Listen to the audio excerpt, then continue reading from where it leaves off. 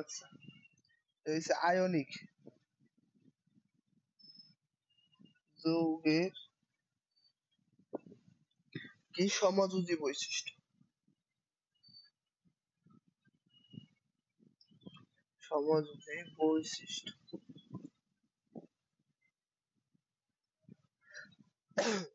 এটার একটা আপগ্রেড নাম আছে, মানে একটা আধুনিক নাম আছে।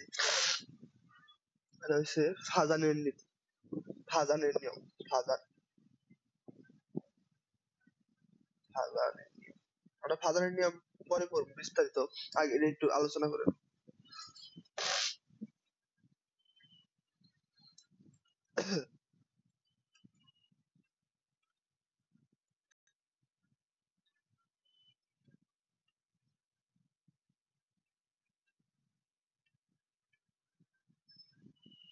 তো তোমার আমাকে যে আয়নিক যৌগটা তৈরি হয় কি দ্বারা? ধাতু আর অধাতু দ্বারা।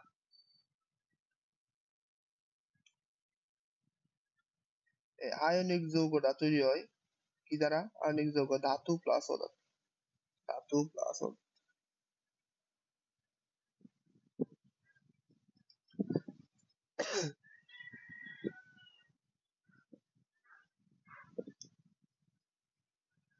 তো এই যে ধাতু প্লাস অধাতু এগুলা কি করে? একটা ইলেকট্রন ত্যাগ করে, একটা কি করে? ইলেকট্রন গ্রহণ করে।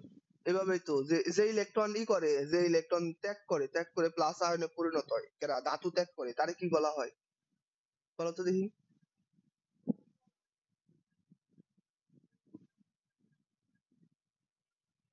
হ্যাঁ, ক্যাটায়ন। আর যে ইলেকট্রন গ্রহণ করে তারে বলা হয় অ্যানায়ন। তো এই যে ইলেকট্রন ত্যাগ করে বা গ্রহণ করে, তাই না, এটা তো অ্যানায়ন বা ক্যাটায়ন তৈরি। তো এই যে ইলেকট্রন ত্যাগ করলে আর গ্রহণ করলে এটার মধ্যে কোনো কি হয় না, এর মধ্যে কোনো আকর্ষণ বল কাজ করে না, খালি ইলেকট্রন উয়ারে দিয়ে দেয়, উয়ারটা নিয়ে নেয়, শেষ। এভাবে তোমার আয়নিক যৌগটা গঠিত হয়। কিন্তু কিছু কিছু ক্ষেত্রে তোমার এই যে ইলেকট্রনটা দান করে, এই দান করা ইলেকট্রনটারে আবার নিজেই, ধরো যেটা তুমি ধরো যেটা তোমার আপুরেই করছো, টিয়া 100 টাকা দিয়ে দিছো, দেওয়ার পরে তুমি বুঝতেছো যে ইস, আমার কাছে তো টিয়া কমে গেল, বেশি টিয়া লাগছে, আমার 50 টা দেওয়ার লাগছে।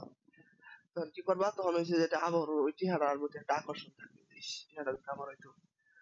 তো এই যে এরকম ইলেকট্রন দিয়া দেয়, দেওয়ার পরেও কিছু কিছু ইলেকট্রনের প্রতি আবার নিজের মানে আকর্ষণ করার একটু চেষ্টা হয়।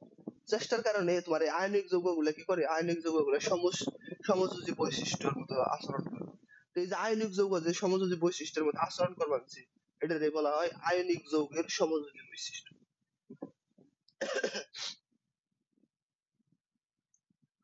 তো আমরা এই জায়গায় ওই বিষয়টা লিখে দিই যে আয়নিক যৌগের সমযোজী বৈশিষ্ট্য বলতে কি? এই যে বিশুদ্ধ, বিশুদ্ধ বানান কি? বিশুদ্ধ আয়নিক যৌগ, বিশুদ্ধ আয়নিক যৌগ, বিশুদ্ধ আয়নিক যৌগে ধাতু যে ইলেকট্রন কি করে? যে ইলেকট্রন দান করে দেয়, দান করে দেয়, তার প্রতি ধাতুর কোনো আকর্ষণ থাকে না। তার প্রতি ধাতুর কোনো আকর্ষণ আকর্ষণ থাকে না। কিন্তু মনে করো, কিন্তু কিছু কিছু ক্ষেত্রে, কিন্তু কিছু কিছু ক্ষেত্রে কি করে?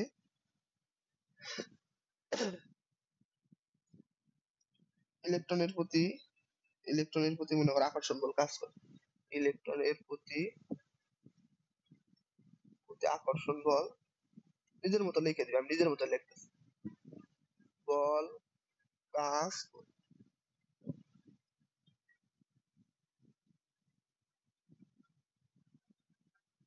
এবং কি করে? এবং ইলেকট্রন শেয়ার করার চেষ্টা করে, ইলেকট্রন শেয়ার করার, শেয়ারিং করার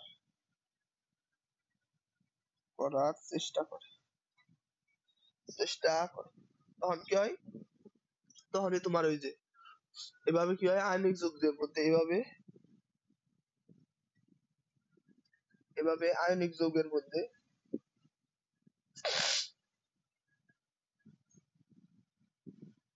আয়নিক যৌগের মধ্যে কি করে সমযোজী বৈশিষ্ট্যের উদয় হয়। এই যে সমযোজী বৈশিষ্ট্যের উদয় হয় এরই বলে আয়নিক যৌগের সমযোজী বৈশিষ্ট্য। বুঝছো?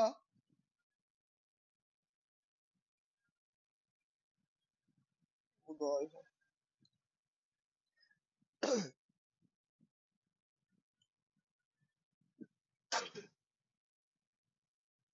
তো ধরো যেটা আমি কি করবো,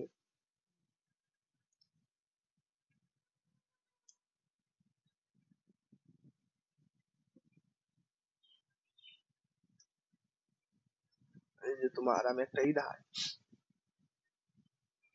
ধরো একটা যৌগ আছে, এই যৌগের মধ্যে তোমার যেটা এখানে একটা বিশাল বড় যৌগ আছে, প্লাস দিই, একটা বিশাল বড় যৌগ আছে, এই যৌগের এনে কি আছে, ইলেকট্রন আছে। এর পাশে একটা ছোট যৌগ আছে, এই ধরো একটা প্লাস একটা ছোট যৌগ আছে, একটা ছোট যৌগ আছে। তো হয় কি এই যৌগটা তো বিশাল বড়, এটার কারণ হয় কি তোমার এটার মধ্যে মানে যে ইলেকট্রনের প্রতি যে এটার আকর্ষণ, এই আকর্ষণের যে দূরত্বটা, এই দূরত্বটা কি হয় তোমার এই যে এন কার দূরত্বের থেকে কম হয়। এন কার দূরত্ব যদি এন কারটা ইয়ে হয়ে গেছে মানে সমান সমান হয়ে গেছে প্রায়, কিন্তু মনে করো এন কার দূরত্বটা এন কার কি হয়েছে, এটা হচ্ছে তোমার এফ ওয়ান, এফ ওয়ান দূরত্বটা কি হয় এফ টু দূরত্ব, মানে এফ টু, এফ টুর যে আকর্ষণ বলটা আছে এটা কি হয় বেশি হয় কে থেকে এফ ওয়ান এর দিকে। কিসের জন্য? কারণ এই জায়গায় দূরত্ব বেশি, এই জায়গায় দূরত্ব হচ্ছে তোমার কম। ওই যে আমরা পড়তাম না এফ এর সূত্র একটা, এফ ইকুয়াল কি জানি পড়তাম Q one Q two by D square. প্রথমে এটা দেয় one by four pi epsilon naught, তারপরে কি Q one Q two by D square. এতে এই যে ডি স্কোয়ার মানে কি এই জায়গায় দূরত্ব কম, দূরত্ব কম থাকলে আকর্ষণ বলটা বাড়ে, এই জায়গায় যদি দূরত্ব কম হয় তাহলে কি হবো, এই জায়গায় আকর্ষণ বলটা বাড়বে। যদিও ইলেকট্রনটা এর কক্ষপথে আছে কিন্তু এর লগে দূরত্ব কম দিকে কিছুটা নিজের প্রতি টান, এই যে কিছুটা যে নিজের প্রতি টান মানছে, নিজের প্রতি টানার কারণে কি হয় এই জায়গায় যে যদি ওটা আয়নিক যৌগ তারপরে ইলেকট্রনটা নিজের দিকে একটু শেয়ার, এভাবে কি হয়, এভাবে এই যে তোমার এই যে আয়নের বিকৃতি, আয়নের কি হয় বিকৃতি, আয়নের বিকৃতি বা এই যে আয়নের যে বিকৃতি হয় এটা বলা হয় পোলার আয়ন। এভাবে কি হয় পোলার আয়ন, বুঝছো? এই যে এটা দিয়ে বলা হয় পোলার আয়ন। তো আমরা এই পোলার আয়ন নিয়ে আমাকে মূলত ভাজানের রুলের যত পড়ালেখা আছে।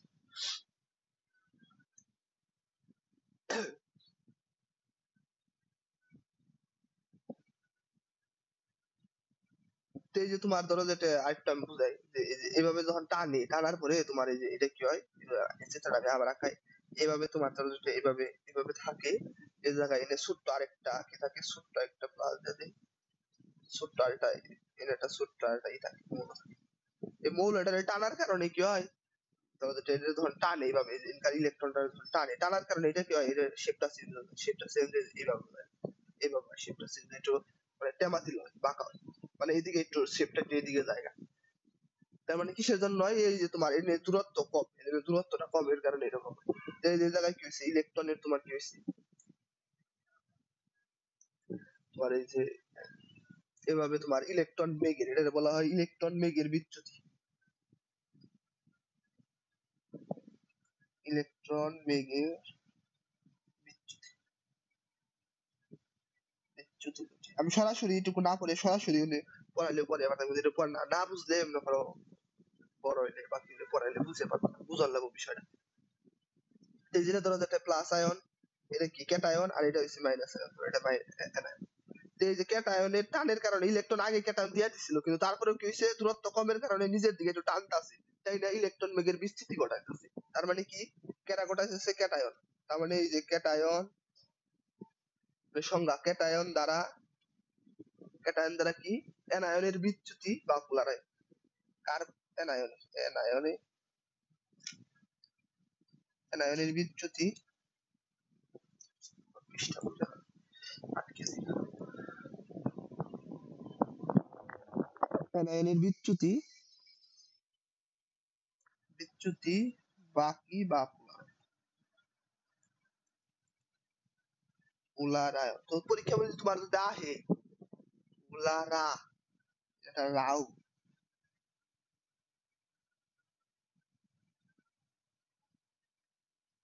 পরীক্ষার মধ্যে যদি আহে যে বিচ্যুতিটা কার মাধ্যমে কার ঘটে কি হবো ক্যাটায়ন দিয়া কার ঘটবো ক্যাটায়ন দিয়া এনায়নের বিচ্যুতি ঘটবো এই পারবা না আচ্ছা এটা কিন্তু পরীক্ষার মধ্যে আহে এটা কিন্তু তুমি ভুল করলে চলবে না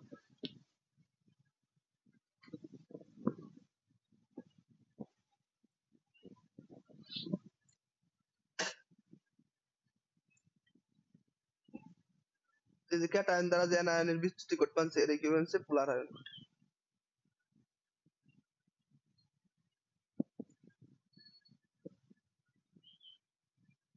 ও এটা কি পড়াবো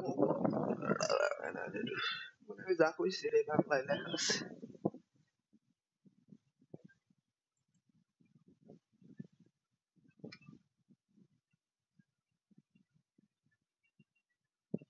তো তোমার এই জায়গায় আমরা যে জিনিসটা পড়া পারি যখন তোমার এই যে এই পোলারায়নটা ঘটে তখন কও পোলারায়ন জিনিসটা কি বুঝছো আগে এটা কও আমারে লামিয়া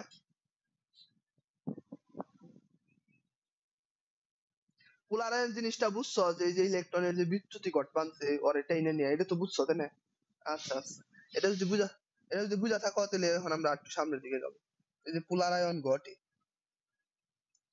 পোলারায়ন শালা পোলারায়ন ঘটলে কি হয়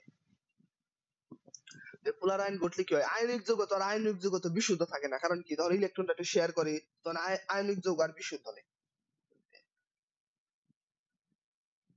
আয়নিক যৌগটি আর কি নাই আর বিশুদ্ধ নেই বিশুদ্ধ নেই তারপরে কি হবো তারপর তোমার এই যে দেখো যখন পোলারায়ন ঘটবো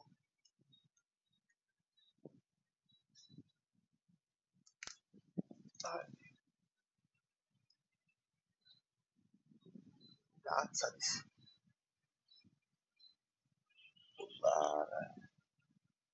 পোলারায়ন বানান ভুল করি কে খালি পোলারায়ন যখন বেশি হবো তখন কি হবো তখন এই যে ইলেকট্রনের বিচ্যুতিটাও বেশি হবো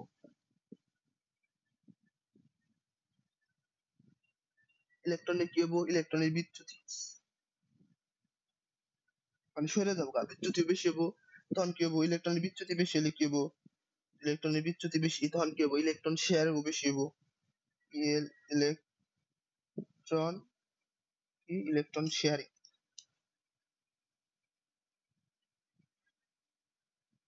ইলেকট্রন শেয়ারিং কি হবে বেশি হবে ইলেকট্রন শেয়ারিং বেশি হলে কি হবে সমযোজী বৈশিষ্ট্যটাও বেশি হবে এটা হচ্ছে মেইনল্যান্ড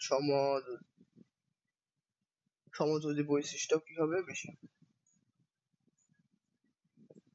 বৈশিষ্ট্য বেশি হবে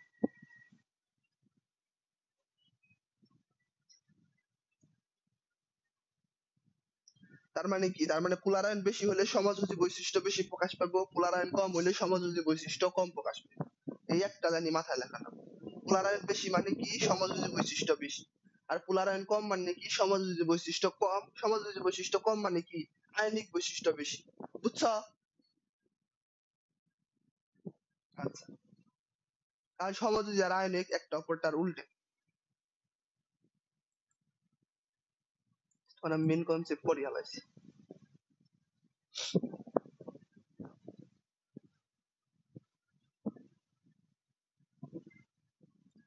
তো আমরা এখন এই যে আস্তে আস্তে ফাজানের নিয়মের মধ্যে ঢুকি ফাজানের নিয়মটা কি বুঝছেন ফাজান বিজ্ঞানী ফাজান কোন যৌগ আর নিয়মটা পরে পড়া আগে একটু কোন যৌগ যখন কি হবো কোন যৌগ যখন কি হবে ফাজানের নিয়ম মেনে চলে ফাজানের নিয়ম ফাজানের নিয়ম ফাজানের নিয়ম কি করবো মেনে চলে মেনে চললে কি হবো আবার এনে দিচ্ছি। মেনে চললে কি হবো মেনে চললে তোমার পোলারায়ন বেশি হবে পোলারায়ন বেশি হলে কি হবো সমযোজী বৈশিষ্ট্য বেশি পোলারায়ন যখন বেশি হবো তখন সমযোজী বৈশিষ্ট্য বৈশিষ্ট্য কি হবে বেশি। তখন সমাযোজী বৈশিষ্ট্য বেশি হবো তখন কি হবো? এই সমাযোজী বৈশিষ্ট্য বাড়লে তখন কি হবো? আয়নিক বৈশিষ্ট্য বাড়বো নাকি কমবো? হ্যাঁ, এই জিনিসটা আমি বুঝতে পারছি। আয়নিক বৈশিষ্ট্য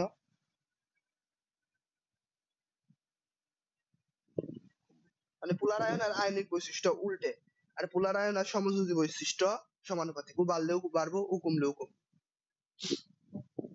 তো এই যে বিজ্ঞানী ফাজান,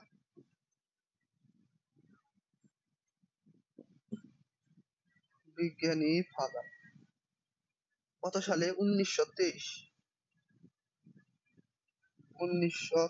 সালে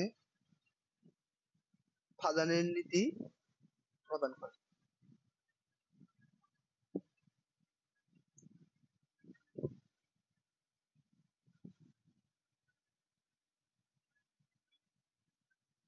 মানে ফাজানের নীতিটা তো আমরা সেই যে পারি, এমন কোন পরীক্ষা নেই যার মধ্যে ফাজানের নীতি থেকে তোমার কোশ্চেন হয়। মানে এমসিকিউ এই বই, এমসিকিউ নয় সৃজনশীল এই বই।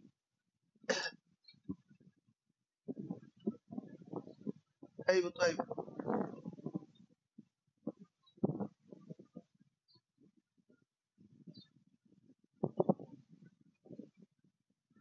তো এখন আমরা ফাজানের নীতিতে যাই।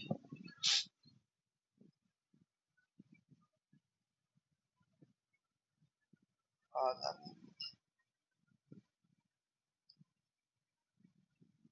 ফাজানের নীতি তোমার আগে লেখা দেখি কি কি নির্ধারণ করে। নির্ধারণ, নির্ধারণ কি কি করে? নির্ধারণ করে হচ্ছে পোলার আয়নের পরিমাণ।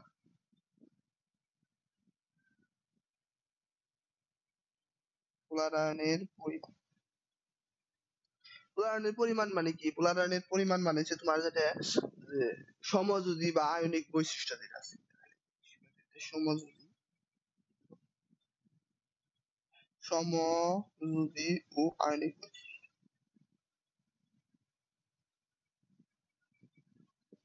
এই লামিয়া ঘুমাও কয়টায় তুমি রাতে?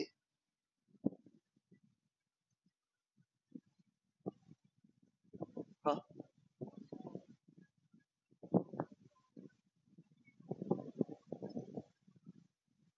খালি ঘুমাও আবার উঠো, উঠে উঠে একটু বসে থেকে আবার ঘুমাও, ঘুমানো উঠো, উঠে একটু খাও, খেয়ে আবার ঘুমাও, খালি ঘুমাও তাই না? এত ঘুমাইলো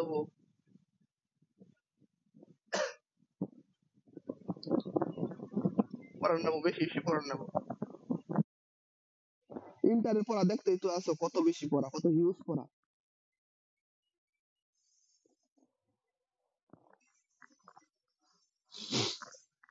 আমগো ফিজিক্সে আর 7-8টা অধ্যায় আছে মেন মেন, দুই পত্র মিলে। ওই অধ্যায়টি সেই দিলেই মনে করো ফিজিক্স মেন পড়া শেষ। তারপর খালি আমরা রিভিশন দিমু, দ্রুত শেষ করবো। আর কেমিস্ট্রি আস্তে আস্তে হবো, কেমিস্ট্রি সমস্যা নেই। তো কেমিস্ট্রি আমরা জৈব যৌগ পিসি আছে, জৈব যৌগ কেম হয়েছে, বারবার প্র্যাকটিস করবো। আর যে অধ্যায় আমি যেটা যেভাবে পড়াইতেছি, এই যে আমার যদি ক্লাস নোট পড়ো তাই দেখবা কি বইয়ের বইয়ের থেকে বেশি লেখা আছে।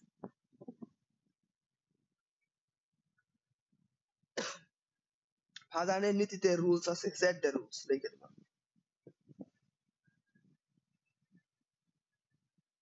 সেট রুলস কি কি? যে ক্যাটায়নের আকার ছোট ও অ্যানায়নের আকার বড় হতে হবে। ক্যাটায়নের আকার ছোট, আকার ছোট ও অ্যানায়নের আকার বড় হতে হবে। অ্যানায়নের আকার বড় বড় হতে হবে। 2 নাম্বার হইছে তোমার ক্যাটায়ন ও অ্যানায়নের চার্জের পরিমাণ বেশি হতে হবে।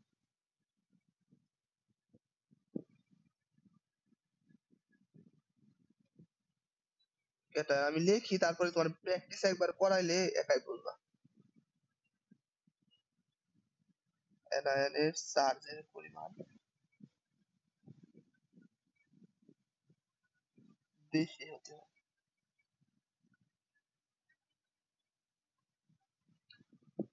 3 নাম্বার হইছে অ্যানায়নের চার্জ ঘনত্ব বেশি হতে হবে। এখানে শুধুমাত্র অ্যানায়ন লেখা।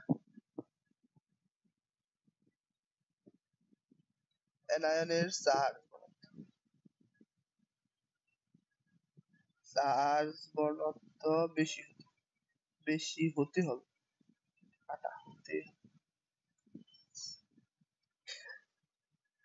চার নাম্বার হইছে তোমার ক্যাটায়নের।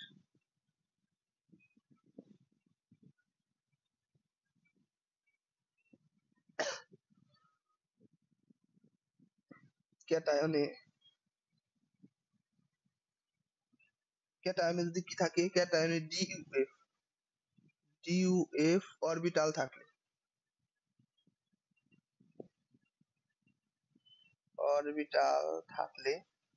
থাকলে কি হয়, পোলার আয়ন বেশি মাত্রায়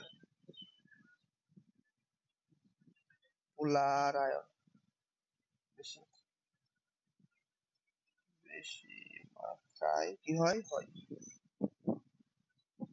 বেশি মাত্রায়। এটা এই পাশে লিখে দিছি, ওই পাশে আমরা যাই।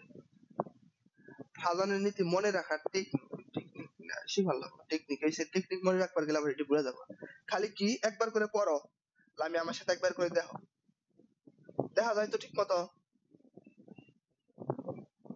দেখো, ক্যাটায়নের আকার যদি ছোট হয় এবং অ্যানায়নের আকার, ক্যাটায়নের আকার যদি ছোট হয় তো অ্যানায়নের আকার অটোমেটিক বড় হইব, তাই না?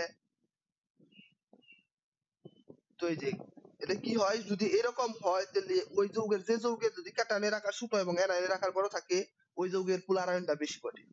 ক্যাটায়ন এবং অ্যানায়নের চার্জের পরিমাণ বেশি হতে হবে। যার চার্জের, যেটার চার্জের পরিমাণই বেশি হোক, চার্জের পরিমাণ যদি বেশি হয় কোনোটার, হেডের পোলার আয়ন বেশি। তারপরে অ্যানায়নের চার্জ ঘনত্ব বেশি হতে হবে। যদি অ্যানায়নের চার্জ ঘনত্ব বেশি থাকে, ওইটার পোলার আয়ন বেশি। এবং ক্যাটায়নের ইলেকট্রন বিন্যাস করে যদি ডি এবং এফ অরবিটালে যদি ইলেকট্রন যায়, তাহলে কি হবে, তার পোলার আয়ন বেশি। আর প্র্যাকটিস করলে অটোমেটিক আরো মনে খারাপ। তাহলে আমরা ক্লাসটা দিয়ে তারপরে আমরা